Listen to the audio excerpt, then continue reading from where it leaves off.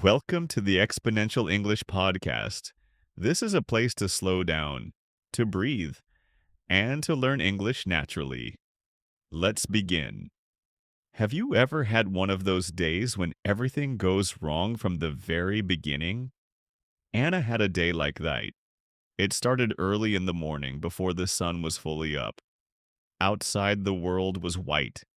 Snow covered the street, the sidewalk, the trees, and the roofs of the houses. Everything looked beautiful, but the air was so cold that even breathing felt sharp. Anna was sleeping deeply under a warm blanket when suddenly her eyes opened. She looked at the clock. Then she sat up very fast. She was late. Very late. "Oh no," she whispered. She jumped out of bed, pulled on her clothes, and rushed to the kitchen. She did not have time for a slow morning. She did not have time to sit and enjoy breakfast. She only had time to move, move, move. She opened the fridge and looked inside. There were only a few things she could use. So she decided to make a quick lunch to take with her.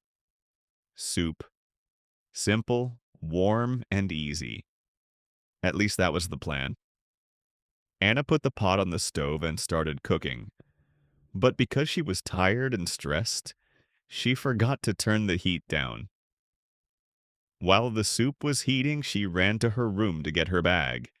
Then she ran to the bathroom, then back to the kitchen. And when she opened the lid, a terrible smell hit her. The soup was burnt. Not a little burnt, completely burnt. The bottom of the pot was black. The kitchen smelled like smoke and sadness. Anna stared at it for a moment. "This day is already awful," she said. She did not have time to make something new. So she turned off the stove, grabbed her coat, put on her boots, and rushed outside. She was only going to the front step for 1 second. She wanted to calm down. She wanted one deep breath of cold air before leaving. So she stepped outside and pulled the door closed behind her. Click. The sound was small, but the meaning was huge. Anna froze. Not because of the weather, because of the sound. Slowly, very slowly, she reached into her coat pocket. Nothing. Then the other pocket. Nothing. She checked her bag. No keys. Her keys were inside the house. She stood there in silence. Snow fell softly around her. For 1 second, the whole world felt calm. Then she said very clearly, "No, no, no, no." She grabbed the doorknob and pulled. Locked. She knocked. Nothing. She knocked again, louder this time. Still nothing. Now, this might not sound like a terrible problem. If someone is home, they can just open the door. And Anna knew her family was inside. Her mom was home. Her younger brother was home. And her dad was supposed to be working from home. So help was only a few meters away. But there was one problem. Everyone inside the house was busy with a screen. Her brother always wore giant headphones. Her mom liked to watch videos while doing chores. And her dad was always working behind a closed door. Anna rang the doorbell. Once, twice, 3 times, nothing. She knocked harder. Still nothing. She called through the door. "Mom, Michael, Dad." No answer. She went to the front window and tried to look inside. She could see the living room. She could even see movement. Her brother was there. He was sitting on the couch, headphones on, eyes on a screen. He looked perfectly comfortable. He also looked completely unaware that his sister was outside turning into ice. Anna banged on the glass. He did not move. She waved both arms. Nothing. She felt anger rising inside her. Then she saw her mom in the kitchen. Her mom was watching something on a tablet while folding towels. Anna knocked on the window again. Still nothing. It was almost funny. Almost. If she had been warm, maybe she could have laughed. But she was not warm. Her fingers already hurt from the cold. Her nose felt numb. She pulled her coat tighter around her body. "Think, Anna," she said, "think." Then she saw snow on the ground and got an idea. She bent down, picked up a handful, and made a snowball. Then she threw it at the window. It hit with a soft thump and broke apart. No reaction. She made another one, then another.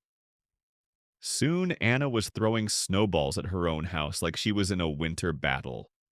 One hit the window, one hit the wall, one missed completely, one landed in a bush. But finally, one snowball hit hard enough to make a louder sound. Her brother moved. Anna's eyes widened. "Yes," she said. "Yes, look over here." But he only adjusted his headphones and looked back at his screen. Anna could not believe it. "This is unbelievable," she said to the snow. She walked around the side of the house, hoping a different window might work better. That was when she saw the ladder. It was leaning against the garage wall. Old, metal, a little bent, and covered with a thin layer of snow. Anna stared at it. This was not a good idea, which of course meant she decided to try it. She dragged the ladder through the snow toward the side window upstairs. Maybe she could tap on the glass. Maybe someone would see her. Maybe she would not fall. She set the ladder in place and looked up. The window seemed much higher now. Still, she took a deep breath and started climbing. One step, then another. The ladder wobbled. Anna stopped. Her heart beat faster. "This is fine," she whispered, even though it was clearly not fine. She climbed a little higher. The metal was freezing cold through her gloves. The snow made the steps slippery. She reached up toward the window, stretched her arm, and almost touched it. Then her foot slipped. Just a little, but enough. Anna screamed and grabbed the ladder with both hands. The ladder shook. Her boot searched for the next step. For one horrible moment, she imagined herself falling backward into a snowbank and staying there forever like a frozen statue. But somehow she steadied herself. Very carefully, very slowly, she climbed back down. When her boots touched the ground, she stood still and breathed hard. "No more ladder," she said. "That was a terrible idea." Her face was red now. Her ears hurt. Her hands were stiff. She walked back toward the front of the house, feeling smaller and colder with every step. That was when a voice called out, "Anna, is that you?" Anna turned and saw her neighbor, Mrs. Peterson. Mrs. Peterson was wearing a long winter coat, thick gloves, and a knitted hat with a little pom-pom on top. She was carrying a bag of groceries and looking at Anna with concern. "Why are you standing outside in this weather?" she asked. Anna almost laughed from relief. "I'm locked out," she said. "My family is inside, but nobody can hear me." Mrs. Peterson blinked. "Nobody?" "Nobody," Anna said. "I rang the bell, knocked on the door, hit the windows with snowballs, and almost died on a ladder." Mrs. Peterson looked at the ladder, then back at Anna. "Well," she said, "you certainly tried many things."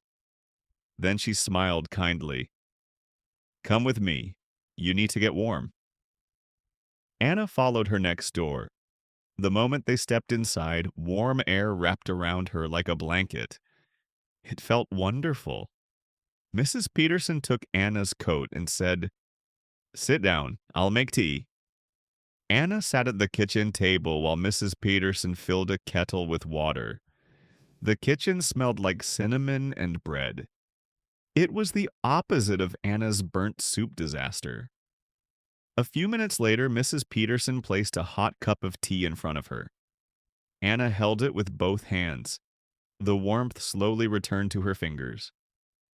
"Oh, this is amazing," Anna said. Mrs. Peterson sat across from her. "So," she said, "tell me everything."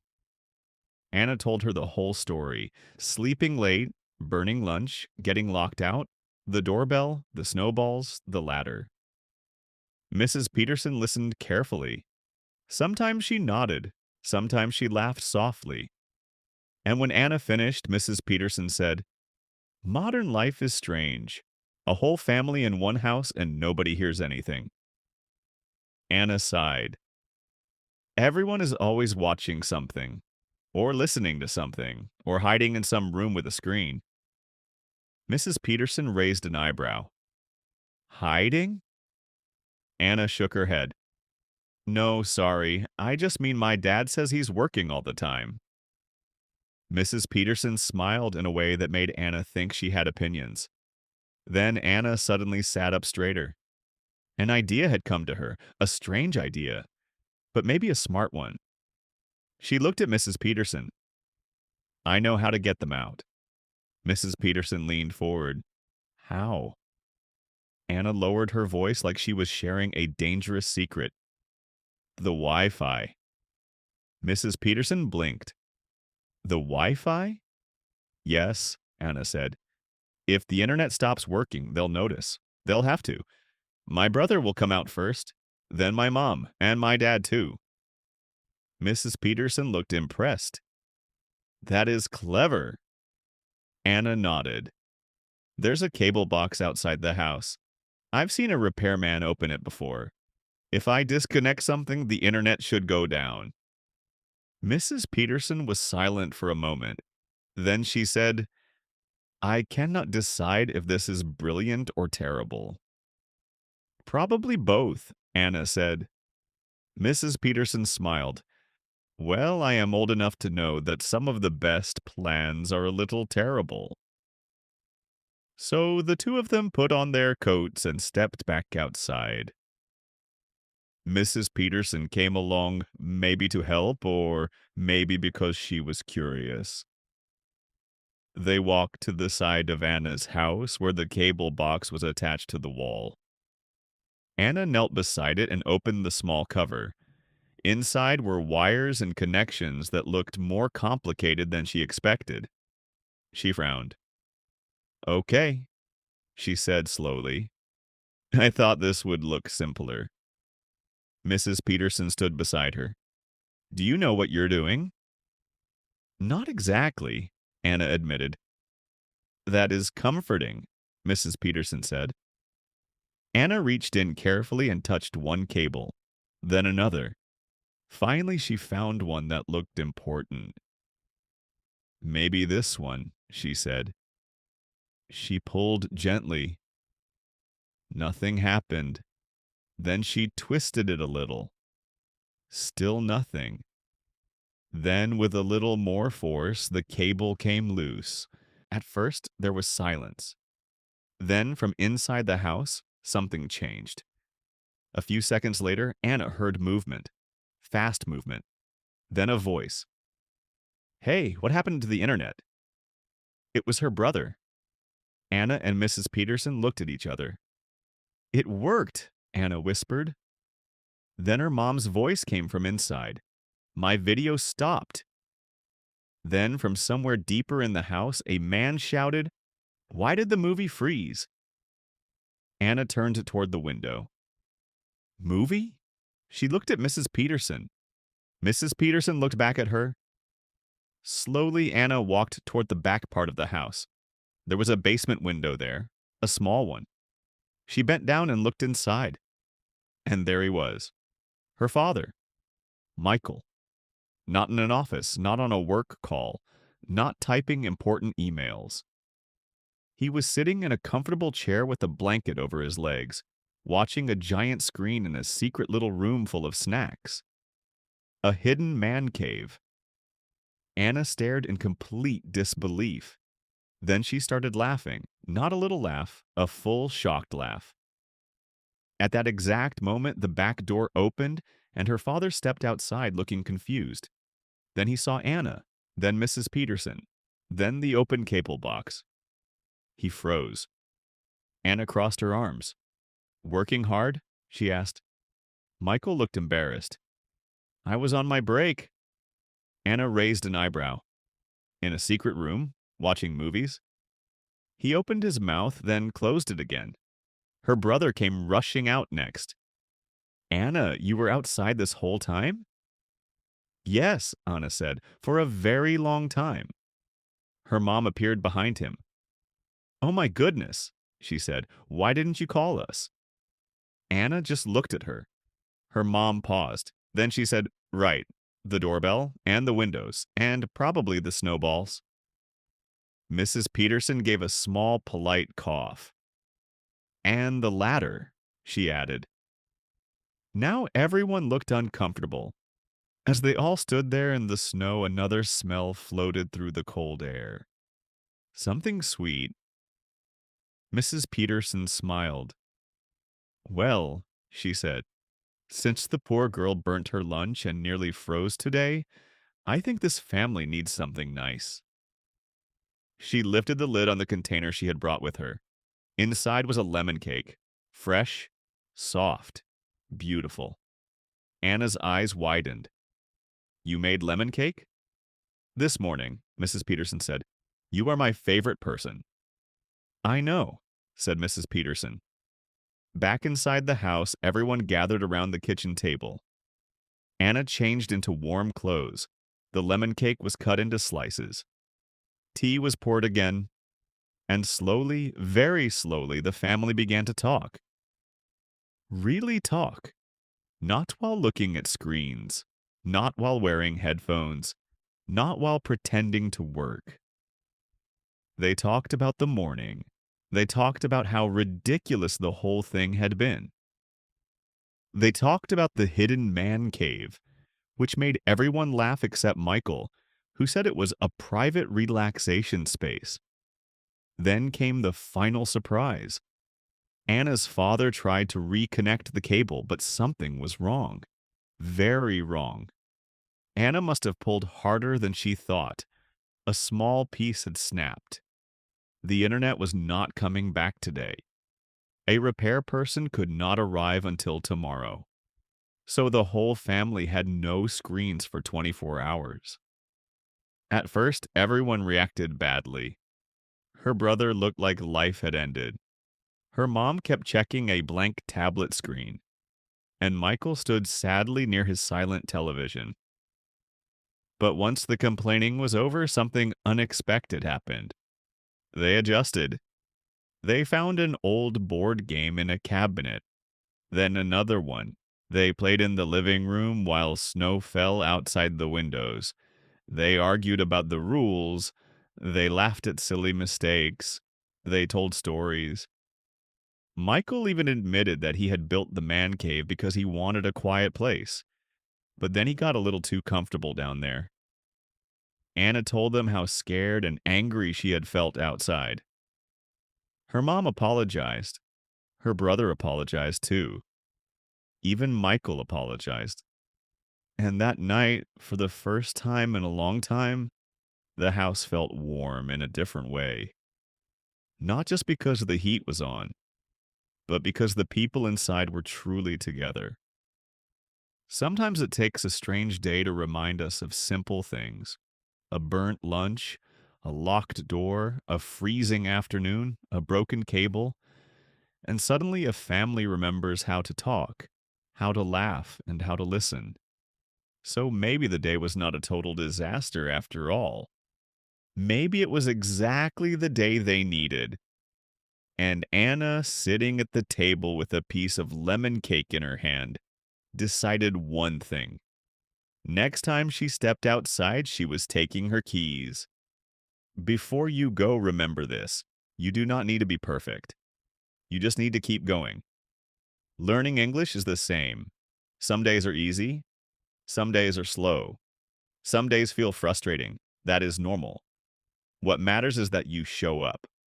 You listen. You repeat. You try again. If you stay consistent, your English will grow. Slowly, naturally. This is exponential English. Small steps. Every day. Big change over time. Thank you for spending this time with me.